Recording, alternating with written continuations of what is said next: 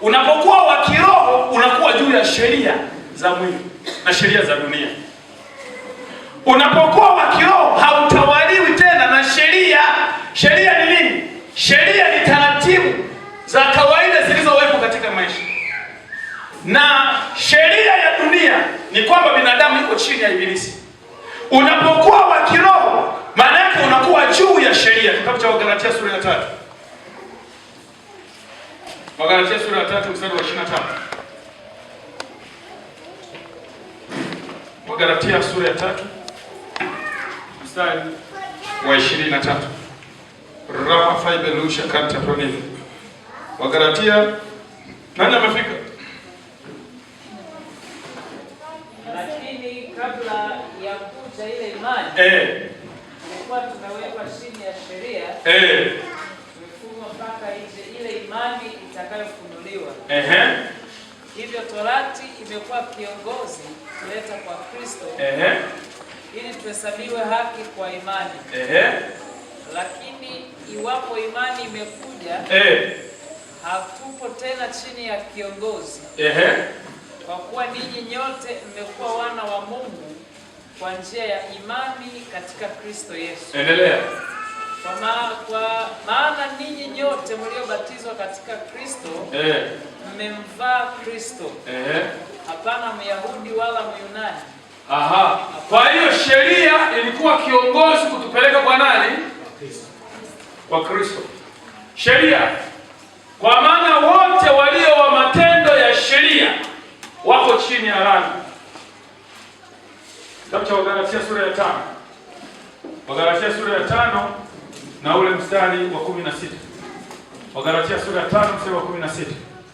Basi nasema, enendeni kwa roho, wala hamtazitimiza kamwe tamaa za mwili. Sasa unasikia? Kwa hiyo anasema hivi, hebu na mbele kidogo. Kwa sababu mwili hutamani kushindana na roho, na roho kushindana na mwili. Kwa maana hizi zimepingana hata hamwezi kufanya mnayotaka. Enendeni kwa roho, wala hamtazitimiza tamaa. Walio wa matendo ya mwili wako chini ya laana, kwa sababu hakuna mtu ahesabiwaye haki mbele za Mungu kwa matendo ya sheria. Wagalatia 3 mstari wa 10. 3:10. Kwa maana wale wote walio wa matendo ya sheria wako chini ya laana. Maana imeandikwa. Tulia. Kwa hiyo kama wewe unatembea katika matendo ya sheria, sheria iko ya aina mbili. Kuna sheria ya roho na kuna sheria ya mwili. Sasa sheria ya mwili anasema enendeni kwa roho, wala hamtazitimiza kamwe tamaa za mwili. Kwa hiyo wanaoenenda kwa roho wako juu ya sheria. Sheria ngapi? Sheria za aina mbili. Sheria ya kwanza ni sheria ya Torati. Sheria ya pili ni sheria ya dunia. Dunia inasemaje? Dunia inasema kwamba binadamu yuko chini ya ibilisi, kwa sababu anasema huyo ndio mungu wa dunia hii, ibilisi. Biblia inamuita ni mungu wa dunia hii. Sasa ni mungu wa dunia hii kwa watu gani? Ni mungu wa dunia hii kwa wale wasioamini ambao hawako kiroho. Unapopata Roho Mtakatifu, wewe unakuwa juu ya sheria, kwa sababu sheria haiwahusu watu wa imani, maana watu wa kiroho, ila inawahusu watu wanaoshika sheria. Sheria inawahusu watu wa mwili, ila sio watu wa kiroho. Kwa hiyo ukiwa mtu wa kiroho, zile sheria unazishinda. Kwa hiyo ni rahisi sasa kutembea juu ya maji. Ni rahisi sasa kumwambia asiyezaa uzaa. Ni rahisi sasa kuambia ugonjwa toka. Ni rahisi sasa kuambia roho ya umaskini toka. Ni rahisi sasa kumwambia mkono wa uchawi uondoke. Ni rahisi kwa sababu wewe unakuwa juu ya sheria za dunia. Anasema wanaoongozwa na Roho wa Mungu hao wako juu ya sheria. Sasa jinsi gani tunaweza kuongozwa na Roho, au jinsi gani tunaweza kuwa mtu wa kiroho? Msomaji, mstari wa 17 kitabu cha Wagalatia. Namna gani tunaweza tukawa watu wa kiroho? Kitabu cha Wagalatia 3:17. No, 5:17. 5:17. Kwa sababu mwili hutamani ukishindana na roho. Na roho kushindana na mwili. Kwa maana hizi zimepingana hata hamwezi kufanya mnayotaka. Sawa.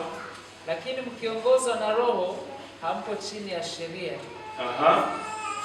Basi matendo ya mwili ni dhahiri, ndiyo haya: uasherati, uchafu, ufisadi, ibada ya sanamu, uchawi, uadui, ugomvi, wivu, hasira, fitina, faraka, uzushi, husuda, ulevi, ulafi na mambo yanayofanana na hayo.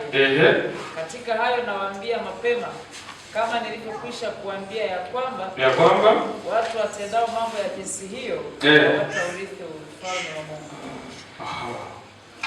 Baba, pokea sifa na utukufu, Mungu mwaminifu. Ninaomba neema yako na uwezo wako utawale, na Roho wako Mtakatifu atufundishe mchana huu, katika jina la Yesu, amen. Ninaomba kama sio mbaya, zile peni mziwashe. Au mmezikataa, mnataka kile ziwashe kwa sababu kuna joto, sio?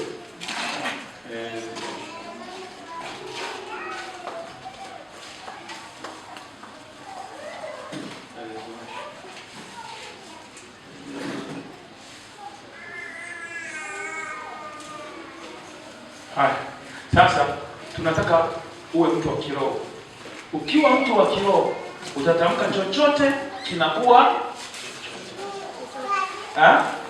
Ukiwa mtu wa kiroho utatamka chochote kinakuwa, yaani unaweza kufanya chochote kiwe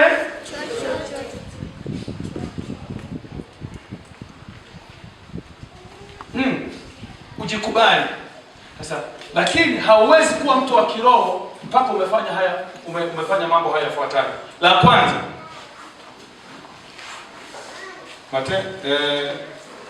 anasema lakini mkiongozwa na roho hampo chini ya sheria. Mkiongozwa na roho hampo chini sheria ya nini? Sheria ya ulimwengu, kwamba ibilisi yuko juu yako, kwamba wachawi wako juu yako, kwamba washirikina wako juu yako. Kwa hiyo ukianza tu kuongozwa na roho unakuwa juu yao, maana unazivuka zile sheria. Ndio maana roho hauwezi kuiwekea ukuta. Roho inaweza kupita hapa. Yesu alipokufa, alipokuja kufufuka, alikuwa anapita hapa kwenye ukuta, anapita. Kwa sababu ni nini? Amekuwa roho. Ila alipokuwa wa kawaida, alipokuwa na mwili wa kawaida, tayari huu mwili wenyewe una mipaka, kuna mahali hauwezi kuvuka. Ndio maana aliletwa Roho Mtakatifu ili atufanye sisi tusiwe na mipaka katika maisha yetu. Maana yake tunachotaka kiwe. Nafundisha masomo magumu sana, mnanielewa? Mnanielewa au mnalewa? Mnanielewa. Wanaonielewa mpigie Yesu Kristo makofi.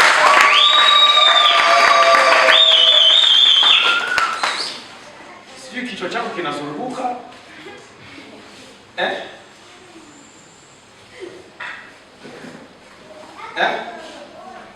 Yesu alisema hivi, msiondoke humu mjini mpaka mmevikwa uwezo utokao juu, mpaka ahadi ya Baba ambayo ni Roho aje juu yenu. Halafu yeye atawafanya ninyi kuwa mashahidi. Maanake mtapewa uwezo wa kuvuka mipaka ya kibinadamu na kuishi katika kiwango cha uungu. Mnachotamka kinakuwa.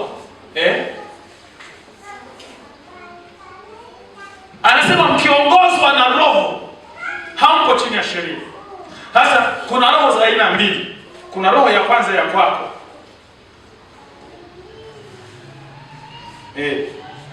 Halafu kuna roho ya pili ambayo ni roho inayokuja kulingana na neno la Mungu. Kwa hiyo neno la Mungu lilomo ndani yako ni roho, au unalolipokea ni roho. Ile neno la Mungu lenyewe ndilo linakufunika na kukufanya wewe uwe kama Mungu. Wasema mmeshakuwa safi kwa sababu ya lile neno nililowaambia. Kwa hiyo lile neno anaowaambia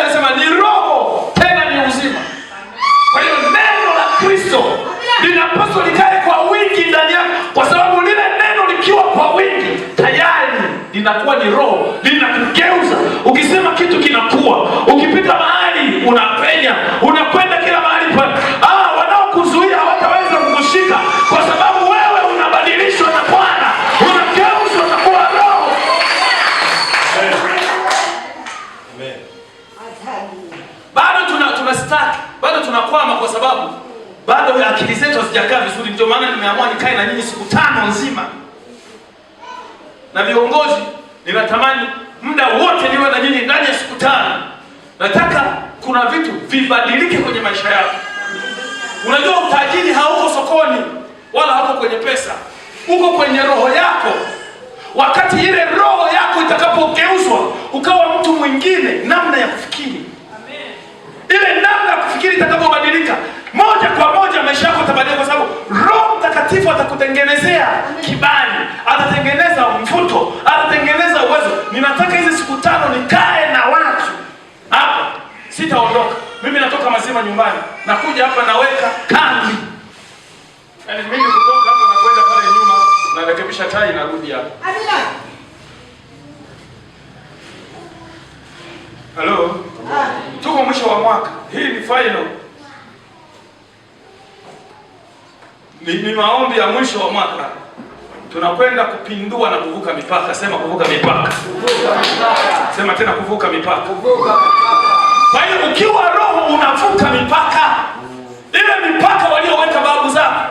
Hata kama kulikuwa kuna waganga wa kienyeji kwenye ukoo wenu, kulikuwa kuna wachawi kwenye ukoo wenu ambao walifanya uchawi na mpaka watu wakasema huu ukoo hakuna mtu atakayekujaga kumiliki.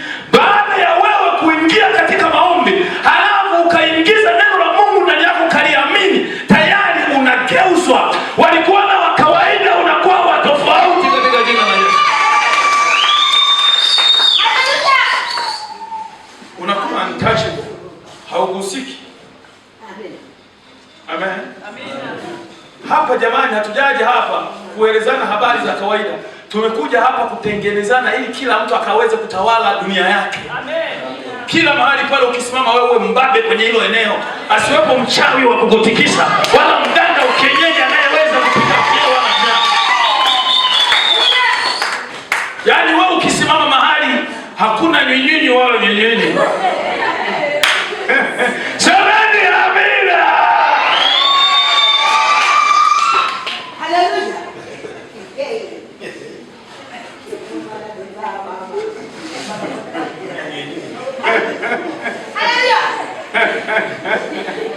Halo. Uko hapa, uko nyumbani. Kama uko hapa, makofi kwa ajili ya Roho wa Bwana.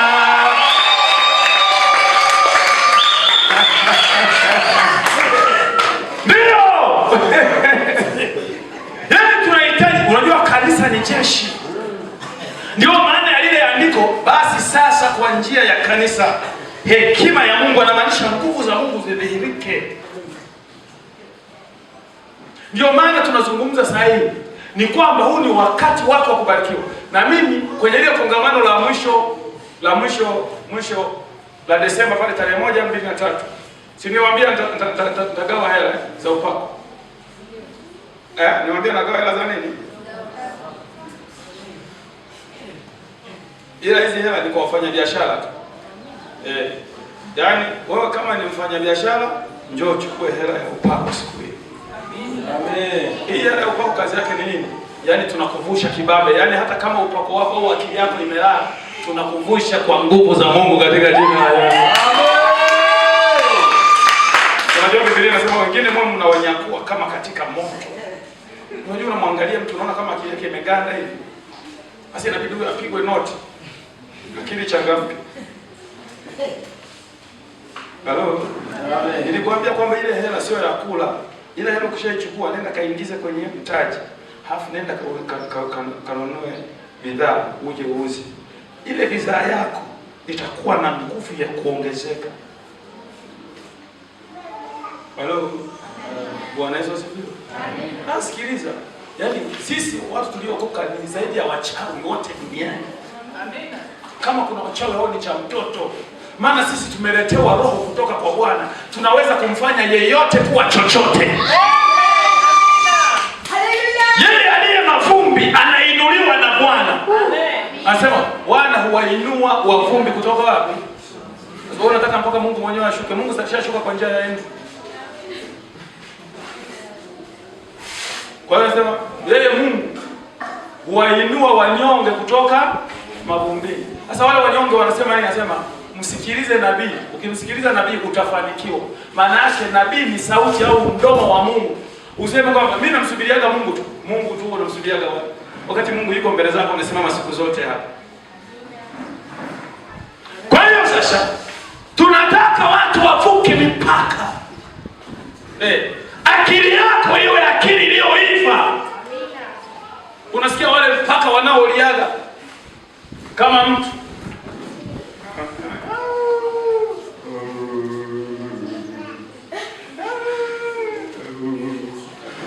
wao unavuka mipaka ya kuogopa vitu kama hivyo. Yaani wakilia ndio unasema hebu ongeza sauti kidogo. Wewe ongeza sauti kidogo. Ninahitaji kusikia hilo gitaa lako la besi.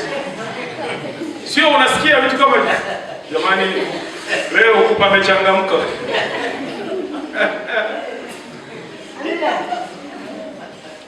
Bundi. Pale nyumbani ninapokaa pale kuna mlima. Kwa hiyo kuna bundi wanalia wanaunguruma pale sana.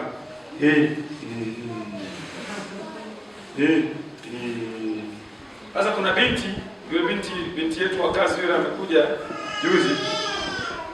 Kwa mchungaji akaniambia, huyu binti anaogopa sana. Sasa anaogopa nini?